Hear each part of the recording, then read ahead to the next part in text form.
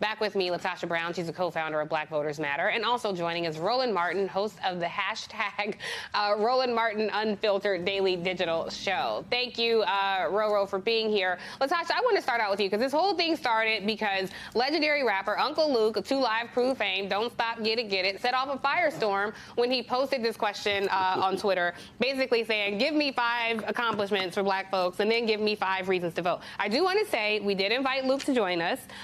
He was trying his best effort to make it work, and we had him yesterday, but they couldn't change his flight, so he's not here. I do want to say he says that he feels he was misunderstood in this tweet and that he was not saying don't vote. But LaTosha, I've heard you preach a sermon on this, and my question to you is, why should black people vote?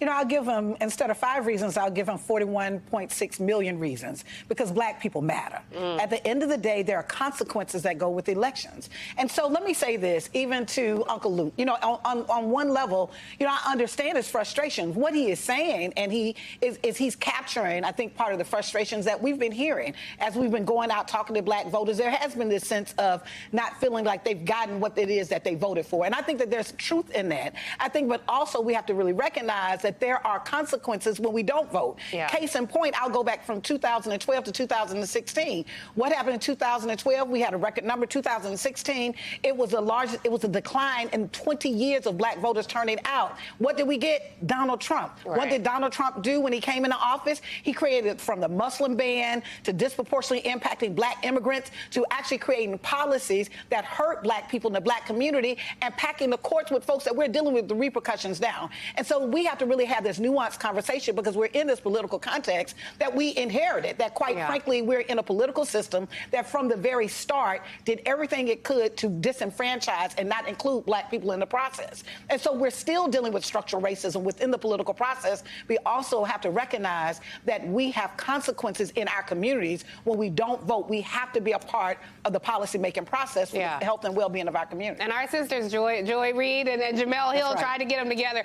You know, I would just add to that before I bring you in, Roro, is, look, a wise woman by the name of LaTosha Brown told me, because there are so many people who say, you want me to believe in this system that poisoned my community, that keeps me in red line communities, that keeps my schools, my children in dilapidated schools. And the thing that you say that I think is most important, we're not asking you to believe in the system, brother. We asking you to believe in you. And so that's what we would say to Uncle Luke. But listen, Roland, I think this is such a challenge because there are so many people who feel like him. There are justified criticisms of Democrats in the Biden administration. But there are so many things that they have done that matter, and there are droves of people who feel like my vote doesn't count. What are your thoughts on that? Well, when someone asks a question, 2 things happen. What are they implying, and what am I inferring? And so when I looked at his question, my response was not, Luke, what the hell's wrong with you? I actually listened to his question. He said, name me 5 things. Go back to Biden's Lift Every Voice plan. It's on JoeBiden.com. He talked about, first important, diversifying the federal bench, naming a black woman to the Supreme Court, but not just that, more women of color, including black women and black men, to the federal bench. This week, 5 women of color were advanced in the United States Senate. You have more black women appointed to the appeals court by President Joe Biden than any other point in history combined. Now, somebody might say, man, it's federal judges, no big deal. Trust me, when you're suing, when you look at all of these decisions that federal judges are striking things down, you understand the value of federal judges. 2, increasing and expanding the Small Business Administration. Last month, they actually expanded the program for African-American black-owned businesses to be able to increase their capacity when it comes to SBA loans. He put in his plan, make the Minority Business Development Agency permanent. That took place in December. Increased their funding, which was cut by 75% by President Trump. They locked in $110 million. So the bottom line is here. When I can give you 5 now. Was the Georgia Floyd Justice Act? No. Voting rights expansion? No. Right. But they have.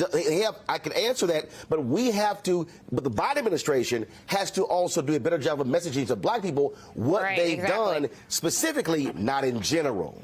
Well, people can look at the tweet and they can see that people responded overwhelmingly. He got many reasons. But, Roland, I want to stick with you for a second because this is something that confounds me.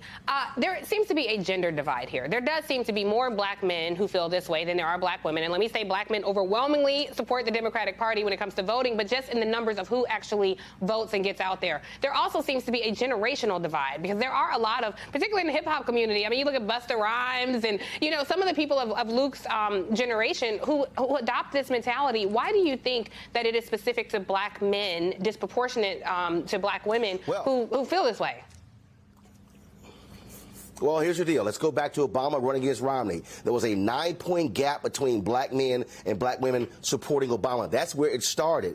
There are a lot of brothers who felt Obama did not follow through on his promises. They felt completely ignored and disenfranchised. Now you go to 2016, that number expanded. I specifically told Hillary Clinton and her team, y'all got a black male problem. They didn't listen. That thing expanded in 2020. You've got black men who say we're looking at brothers in prison, looking at incarceration. You got also black men who are business owners, and they're looking at this whole thing from an economic standpoint. Here's the piece.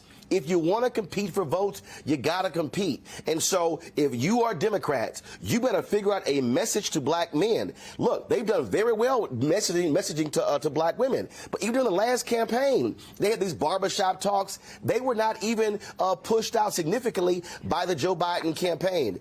Democrats, I've been warning them, and other people, Mondale Robinson, other people have been warning them for a decade. Y'all got a problem. They've been asleep at the wheel. So the same problem they have in South Texas, Latinos, they've got with black men. They got to fix, they got to shore up that messaging. And how are you going to help brothers move forward? They got to answer it.